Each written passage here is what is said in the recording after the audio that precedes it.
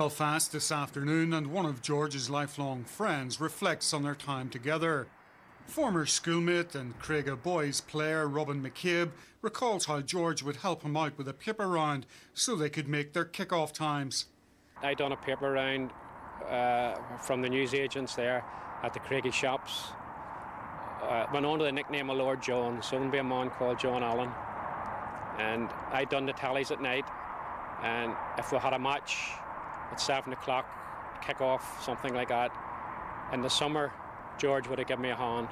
And I'm quite sure a lot of people would not have realised that George Best delivered their Belfast Telegraph, especially in the streets off South Bank and the Craigie Estate. Another friend remembers how the Bests holidayed near Crossgar and how George enjoyed country cooking. On a Friday evening, I was the oldest member of my family, and I used to go down to George's house to see what he had brought out from Belfast for me, namely sweets and candy apples and stuff. On Saturday morning then, George was first one that knocked at our door for a country breakfast that my mother made him every Saturday that he was there. Took it down and cleared his plate, did it? Oh yes, that maybe put a bone into him. Nothing remains of the cottages on Abbey View Road where George stayed, but he enjoyed his time here and devoted a chapter of his autobiography to Crossgar and his boyhood adventures, and he literally made his mark on the place.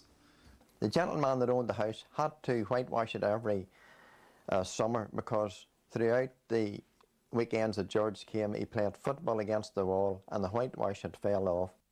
Much has been written and said about George Best, but perhaps it's fitting that one of his oldest friends has the final word. Everybody says they know George Best, or they played football with George Best, but there's only a few of us can really say they really did know him.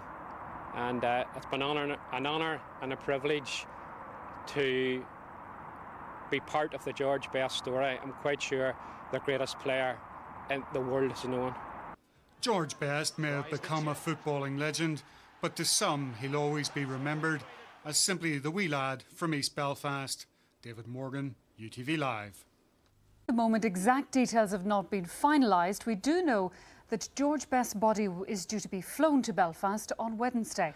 On Saturday, the funeral procession will leave the Best family home at Burren Way in the Craigie area of East Belfast. The funeral cortege then moves up the Craigie Road onto the Knockdual carriageway. It's said that the public are invited to line the 3-mile route to Parliament buildings at Stormont.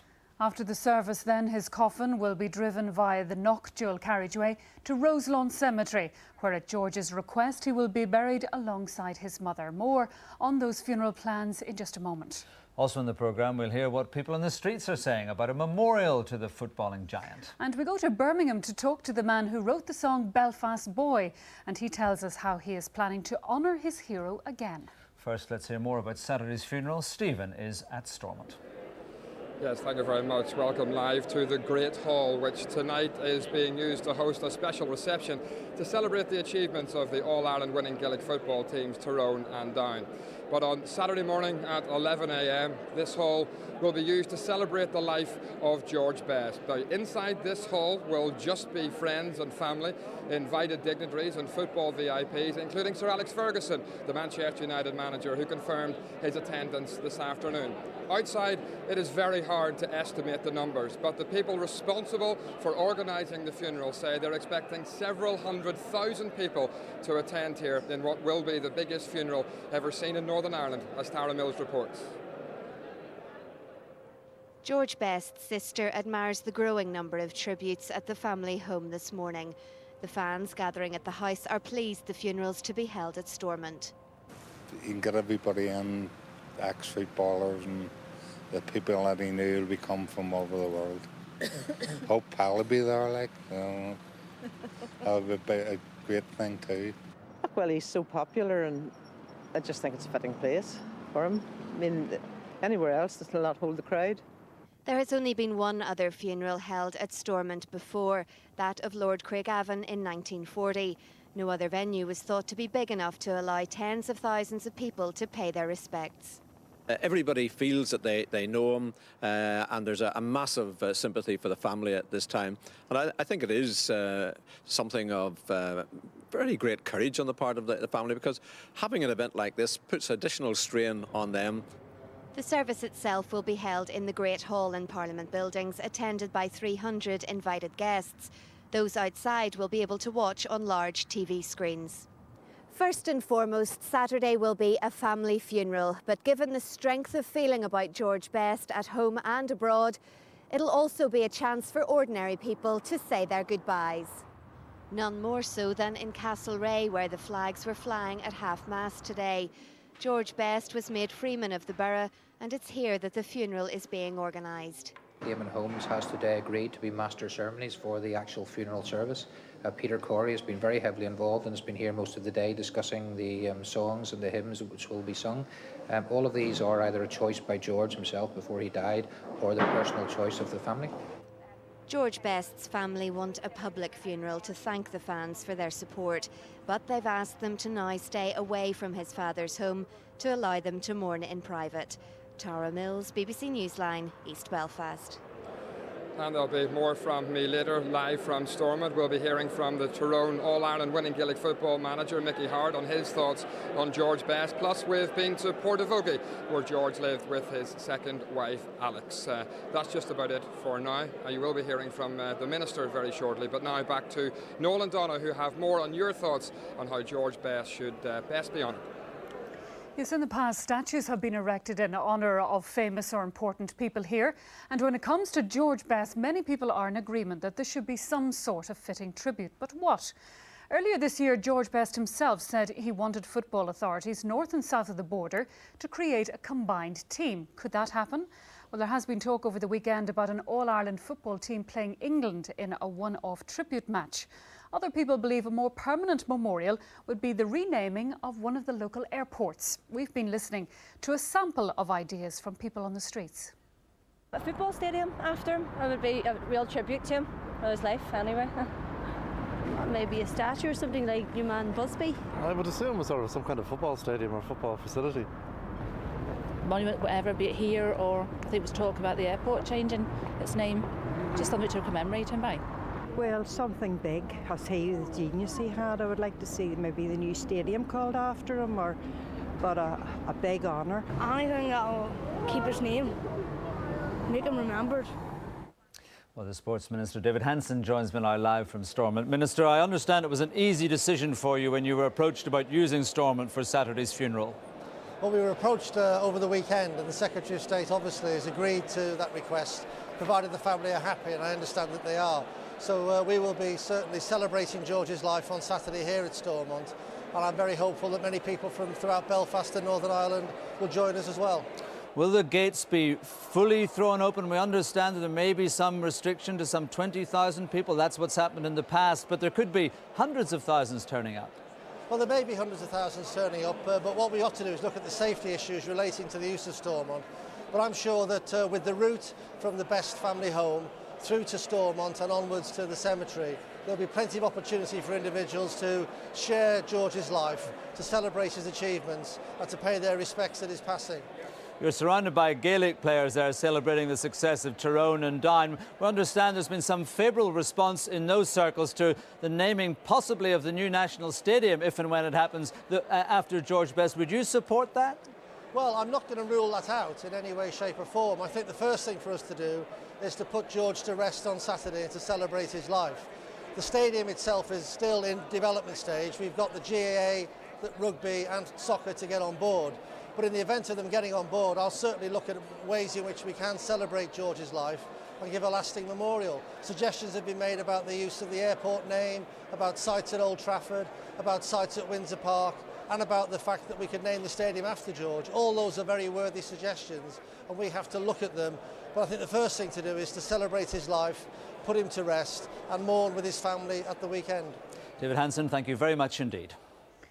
George Best's skill on the football field was immortalised in the song Belfast Boy, performed by the 60s singer Don Farden. If you need a reminder of how it goes, well, here's a bit of it. Georgie, Georgie, they call you the Belfast Boy. Georgie. Well, now Don is reworking the song in memory of his idol, and I'm pleased to say he joins me now live from Birmingham. Don, I know you're about to go into the recording studio to rework the song. It got into the top 30 in 1972, but this time it's not about getting into the charts, is it? No, it isn't. I just thought I'd like to do something where we could raise some money and put it to a permanent memorial in memory of him. So how are you actually going to change the song? Is it the wording? No, the words remain the same, but we've just done a more modern, up-to-date 2005 version of it. How many copies do you expect to sell?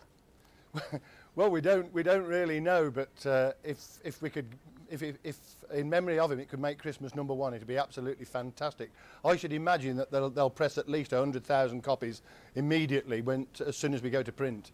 Is this going to be a money-making venture for you? No, not for me at all. I'd like to give back to him or to his memory whatever the record makes. And any particular charity you were thinking of? Well, not in particular, but I'm open to offers on charities as well. I mean, I know the record company are behind me all the way, and we thought we'd probably give it to some drink-related charity. As a fitting tribute to George. Don, the best of luck with the single. Good luck. Thank you. Thank you very much indeed. Still to come on the programme. Conor Macaulay with memories of the Belfast boy. The tiny village of Portavogie is a world away from the attractions of London. It was here George Best tried to make a life for himself after treatment a few years ago. He had no heirs despite his fame and fitted in readily. I know George was a massive star at Manchester United, but I'm a lifelong Leeds United supporter. And I wound him up, about kicking Norman Hunter and joking and all the rest of it. George's then wife Alex, who had an interest in horses, also made friends in the village. I couldn't believe I was taking the horse to George Best's house. The horse never was this clean in all its days, so I took the horse down and Alex had a ride on the horse and George was holding the horse, and I couldn't believe that I was at George Best's house, and it was like talking to your neighbour. He was a gentleman.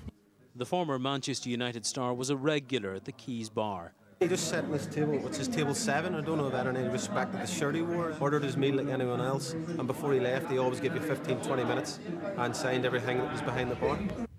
George Best only lived in this community for 9 months or so, but his loss is keenly felt here, where people enjoyed the company of a cult hero and took him to their hearts.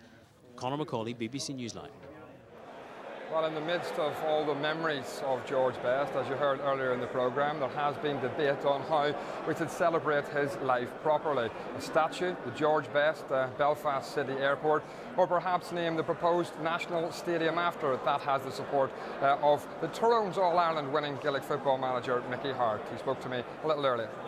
No problem, because there are many sporting heroes, I suppose, in other fields as well, and have been honoured in the past, and people in this part of the world like to honour our sporting heroes, and I think the most important thing is that whatever's appropriate, and if his family's happy with it, then we should all be happy with it.